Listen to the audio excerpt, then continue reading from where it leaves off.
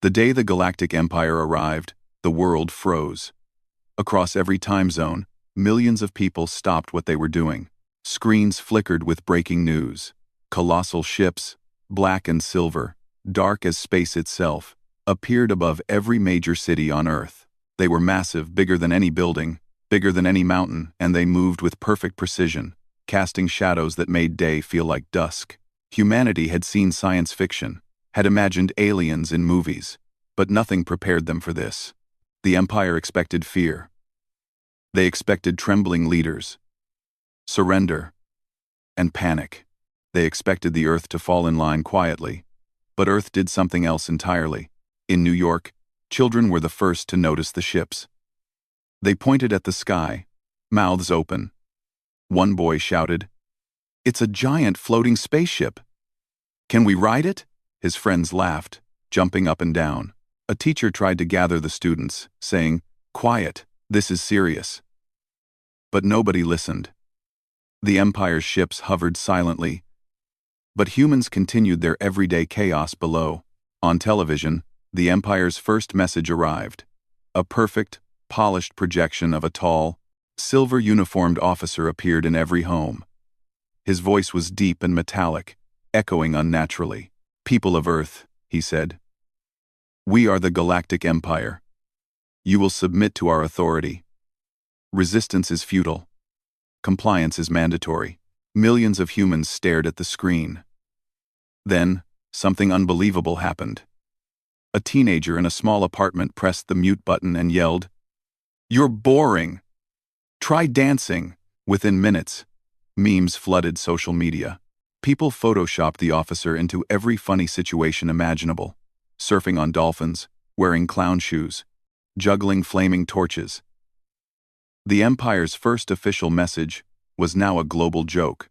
The Empire had never met a species like this. They were used to instant fear, obedience, and surrender. But humans laughed. Not polite laughter, not nervous laughter, but full, loud, uncontrollable laughter. And that laughter spread. World leaders gathered in emergency meetings, trying to figure out what to do. The United Nations Security Council was tense.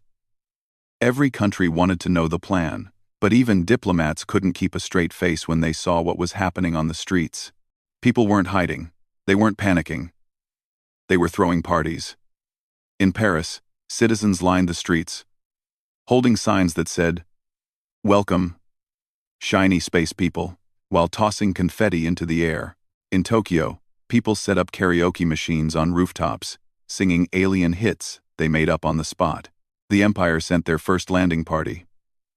A sleek shuttle descended slowly onto a field in Kansas. Out stepped the Empire's top diplomat, an intimidating figure in silver armor that gleamed like polished steel. He carried himself with the kind of authority that made stars tremble. Behind him, robotic guards followed, their weapons gleaming. He looked around. There was nothing to fear. A small group of humans had gathered, waving flags and holding balloons. One man was riding a unicycle while playing a trumpet. A woman handed the diplomat a hot dog. A child handed him a balloon shaped like a dinosaur. The diplomat's sensors recorded chaotic behavior inconsistent with expected fear responses. His mouth moved, but no sound came out. He tried to speak. Quote, "You must comply." A human laughed. Not politely, not nervously. He laughed until tears ran down his face. "Comply? With what? You have giant ships, and yet you look ridiculous standing there. You're so shiny, I almost need sunglasses." Another human joined in, dancing in circles around the diplomat. Someone else waved a flag upside down, claiming it was the official alien welcome flag. A dog ran past, wearing a tiny Empire uniform someone had crafted out of fabric. The diplomat's translator tried to decode this behavior. There was no protocol for species that laughed at intimidation. The Empire had conquered worlds through fear, diplomacy, and overwhelming military might, but none had ever been greeted with mockery, songs, and dancing. Back on Earth, chaos continued. but it was chaos of the funniest kind. People used drones to hover around the Empire ships, attaching ribbons, balloons, and giant googly eyes. News anchors couldn't stop giggling while reporting live. Street performers took selfies with Empire robots, posting them online with hashtags like #ShinyButSilly and #EmpireFails. And yet, humanity wasn't disrespectful. There was curiosity in every joke, a strange mixture of bravery and irreverence. Children approached Empire landing sites with flowers. Scientists tried to communicate, not with fear, but with clever questions and experiments designed to see if the aliens were serious about their power.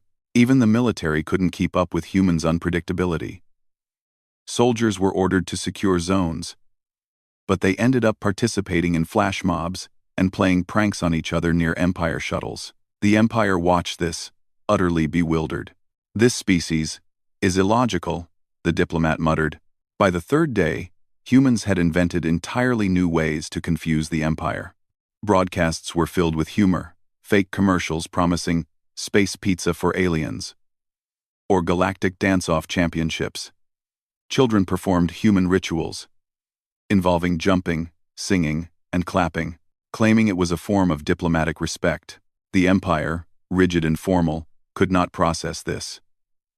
Their weapons remained untouched, their ships idle, while humans turned the first official contact into a global festival.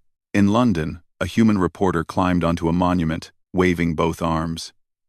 "People of the Empire," he shouted, "you may have ships bigger than cities, but we have something bigger, our laughter. Can your metal hearts laugh? Can your sensors dance? Can you juggle?" He tossed a soccer ball at a nearby robot. It rolled away. Humans cheered. Across the world, similar events unfolded. In Rio, humans built enormous sand sculptures of Empire, ships, and children painted the ships with bright colors. In Sydney, people sang songs in invented languages, claiming it was a tribute to the aliens' serious faces. The Empire attempted to respond with their own shows of power shields, blinding lights, and precise drills in orbit. Humans responded with even more absurdity. Giant banners reading, "Nice try, shiny guys," and drones shaped like cats that meowed in alien languages. Every tactic the Empire tried failed, not because of human strength, but because humans did not play by expected rules. The diplomat finally withdrew to his ship to report. His voice trembled as he spoke to the Empire command. "Sir, I cannot intimidate them. Every action I take is met with laughter.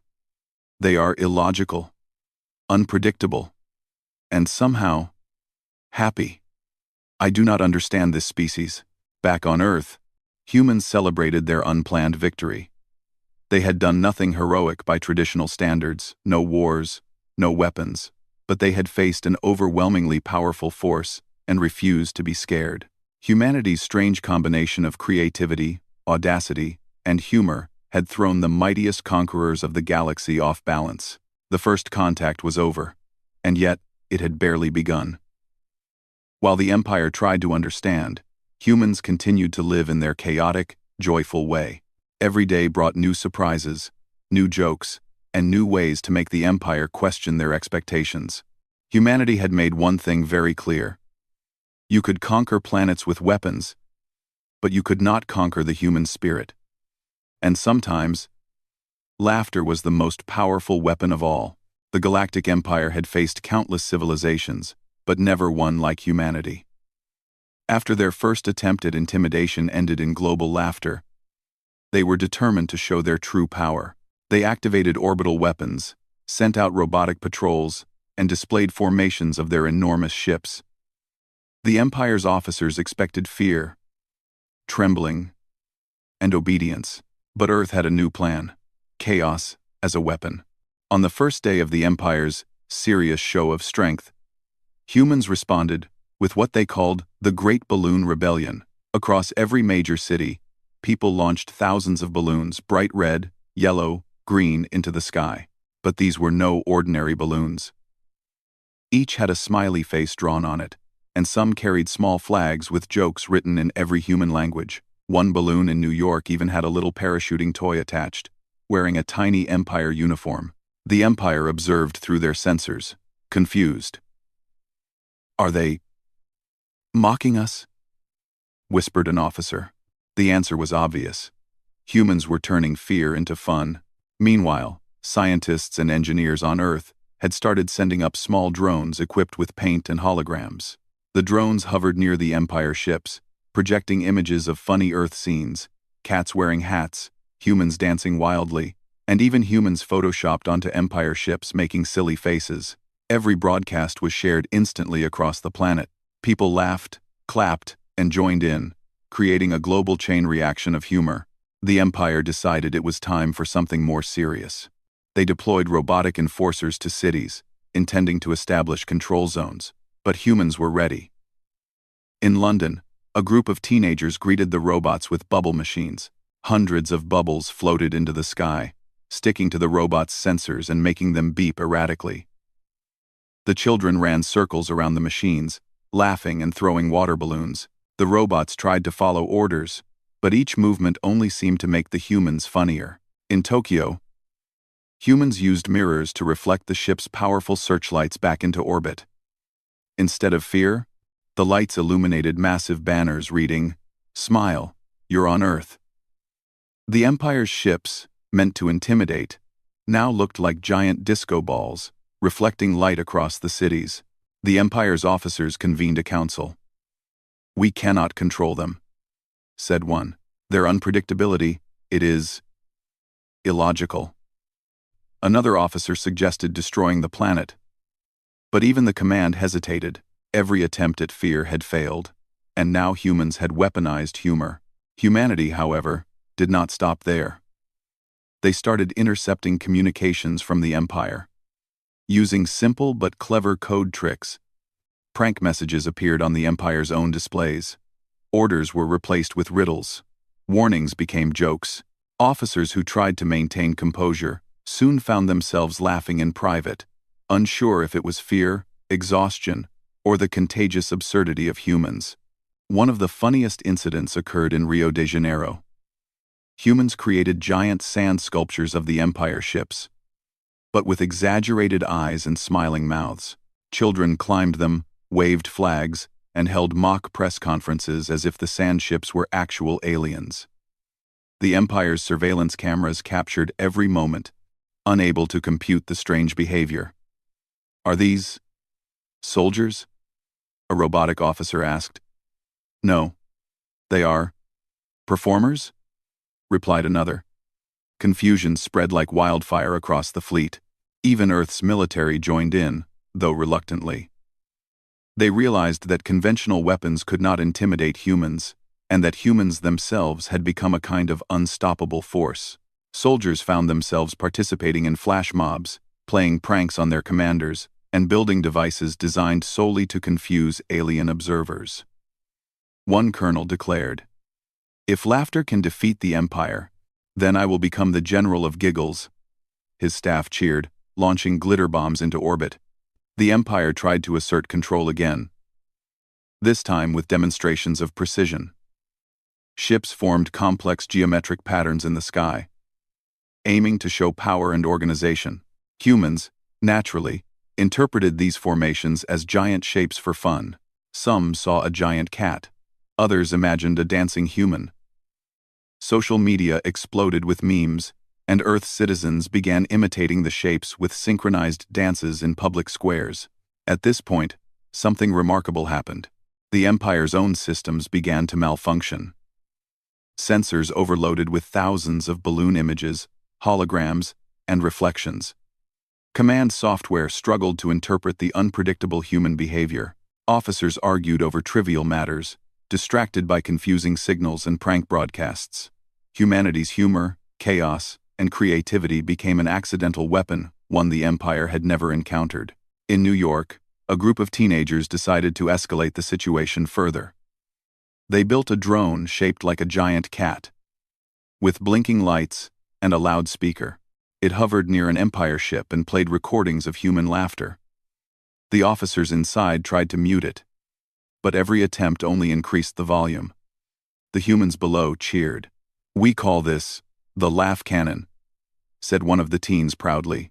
The Empire attempted negotiations, sending a formal envoy to speak with world leaders.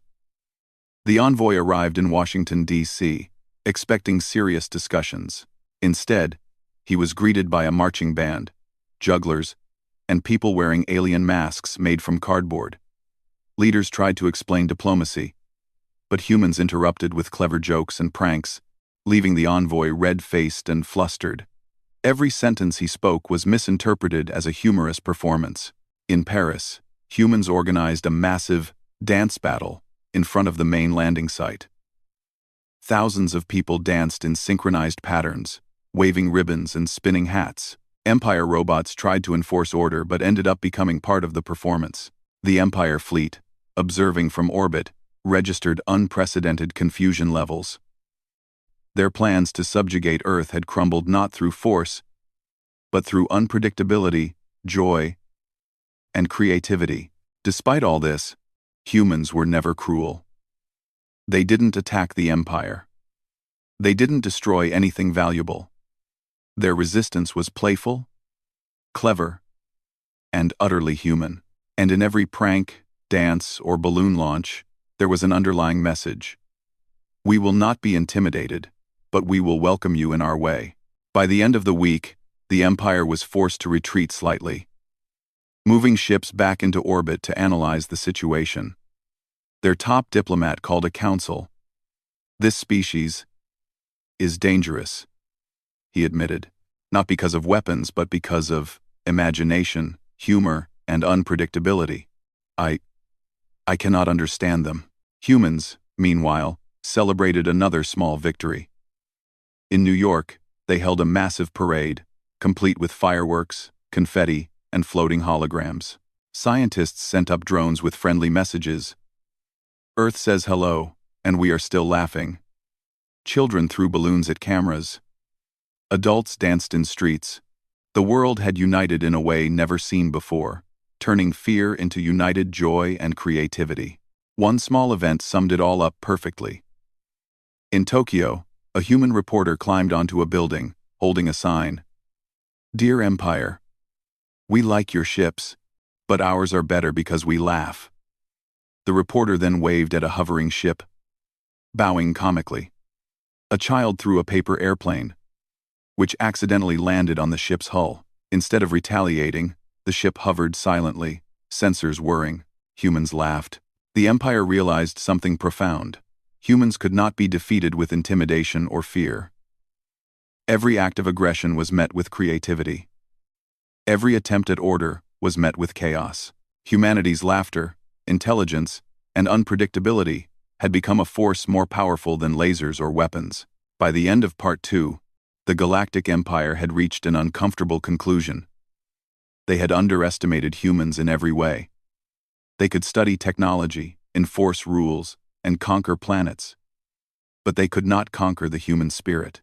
And the humans, with their endless pranks, dances, and laughter, were just getting started. The Galactic Empire had arrived expecting fear, obedience, and surrender. Instead, they had found chaos, laughter, and a species that refused to take them seriously. After weeks of confusion, endless pranks, and unrelenting creativity, the Empire realized one simple truth. Humans could not be conquered, not with weapons, not with intimidation, not with discipline. And yet, humans continued to surprise them. It all started early one morning in New York. A group of teenagers had launched a fleet of small drones, shaped like cats, balloons, and even miniature versions of Empire ships. These drones hovered around the colossal vessels in orbit, projecting holograms of humans doing the strangest things. Dancing on rooftops, juggling flaming torches, waving flags upside down, and even pretending to ride invisible horses. The Empire's officers were baffled. Their scanners detected no threat, yet their systems could not process the constant flow of absurdity. A young woman in London decided to escalate the situation. She organized a global welcome festival for the Empire. Streets were decorated with bright banners that read, "Earth welcomes you, but please laugh first." In Paris, Humans built enormous papier-mâché models of the Empire's ships, but with comically oversized eyes and silly grins. Children climbed them, waved to the real ships, and invited alien drones to join the fun. Everywhere, humans displayed their audacity. Scientists in Tokyo hacked into the Empire's communication system not to destroy, but to translate their serious messages into jokes. Commands like, "Submit immediately," became, "Please line up for tea and cupcakes." The Empire officers were mortified, unsure whether to be angry or impressed. On the third day of the festival, humanity unveiled what they called Operation Giggle Cannon. It was a massive, global event designed to confuse, amuse, and overwhelm the Empire. In Rio, hundreds of people formed giant smiley faces in the sand, visible even from orbit. In Sydney, musicians played improvised songs on instruments they had never learned properly, each note more unpredictable than the last. In New York, humans built an enormous catapult, not for weapons, but to launch hundreds of rubber chickens into orbit, each equipped with holographic messages like, "Please don't take us seriously." The Empire tried again to show power. Massive weapons arrays rotated into position, their laser sights trained on major cities, but as the humans watched, they did something remarkable. They turned the weapons into part of the show. Kids waved flags at the beams, adults danced in the light, and pranksters sent up balloons to deflect the lasers. Sensors detected no damage, only laughter. One of the funniest incidents occurred in Tokyo. Humans created a mirror army by lining up hundreds of mirrors to reflect the Empire's light back into orbit. The effect was dazzling, confusing, and slightly blinding. On board the Empire's command ships, officers squinted at the reflections, unable to maintain focus. "Their technology is chaotic," one muttered. "No, their strategy is human," replied another, voice trembling. Meanwhile, humans continued their creative diplomacy. In London, a reporter climbed the tallest building, holding a sign. "Dear Empire, your ships are shiny, but our laughter is shinier." A drone carried the sign to orbit, displaying it in giant letters for all the ships to see. Children below cheered, adults clapped. Even some robots accidentally joined in, dancing awkwardly on the streets. By the fifth day, the Empire reached a breaking point. Their fleets had not fired a single shot, yet their morale was collapsing. Officers argued endlessly over protocol, unable to reconcile humans' behavior with their rigid expectations. Every attempt to assert control ended in further hilarity. When one officer tried to deliver a stern warning, a child on a hoverboard zoomed past, waving a rainbow flag and shouting, "Try harder, shiny guy." The humans' unpredictability became their ultimate weapon. Engineers in Houston built devices that emitted loud, contagious laughter, transmitting it directly to the Empire's command ships. Scientists in Paris launched floating holograms of humans, juggling objects in impossible ways, showing coordination and absurdity the Empire could not calculate. Every broadcast, every prank, every joke chipped away at the officers' discipline. In a historic moment, the Empire attempted to establish direct control over one city, New York. Robots landed in the streets, ready to enforce order. Humans, however, greeted them with a giant flash mob. Thousands of people, wearing hats, holding umbrellas, and spinning ribbons, danced in perfect chaos. Even the robots' programming could not handle the unexpected variables, and several of them shut down temporarily after colliding with confused humans. The top diplomat of the Empire called an emergency meeting. On board the flagship, holographic screens displayed reports from across Earth. Balloons obstructing orbital sensors, holographic cats confusing drone patrols, children performing absurd rituals in front of landing sites. Social media flooded with memes mocking the Empire's seriousness.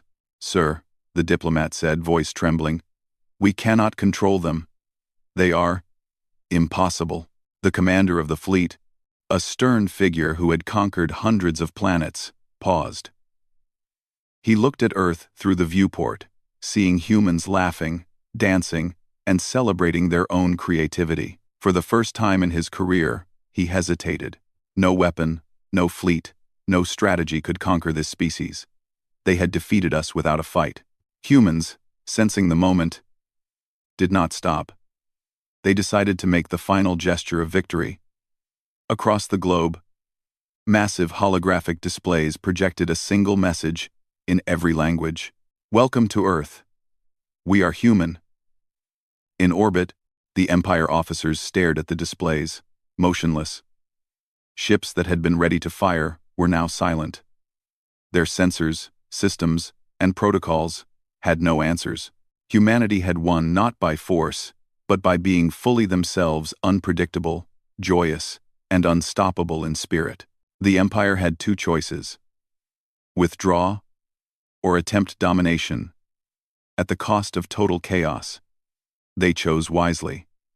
Slowly, the massive ships retreated, moving back into orbit to observe, rather than conquer. Earth remained free. Humans had survived contact with the most powerful force in the galaxy, not with weapons or strategy, but with laughter, ingenuity, and unity. On the ground, celebrations erupted. Streets were filled with dancing, music, and cheers. Children waved at the departing ships. Adults hugged each other, proud not only of surviving but of teaching the galaxy a lesson in humanity. Scientists, journalists, and everyday people realized something profound. Humans were extraordinary, not because of strength, but because of courage, creativity, and joy. Even the Empire couldn't help but notice. Reports from orbit described humans as incomprehensible but remarkably effective. Officers began recording behaviors, studying the humans' creativity, humor, and unpredictability. One officer quietly admitted, "We may never understand them fully, but perhaps we can learn from them." And so, Earth entered a new era of interstellar recognition. Humanity had faced the Galactic Empire and come out victorious without firing a single weapon, without surrendering, without fear. They had won because they were human, and nothing in the galaxy could match that combination of intelligence, resilience, and joy. In the final scene, a child in Rio tossed a paper airplane into the sky. It floated up past the departing Empire ships, carrying a small note that read, "See you again. Bring your sense of humor next time." Somewhere in orbit, a silver-clad officer read the note, paused, and then almost imperceptibly smiled. Humanity had done it. They had turned laughter into victory. The Galactic Empire had learned its first, most important lesson about Earth: never underestimate humans.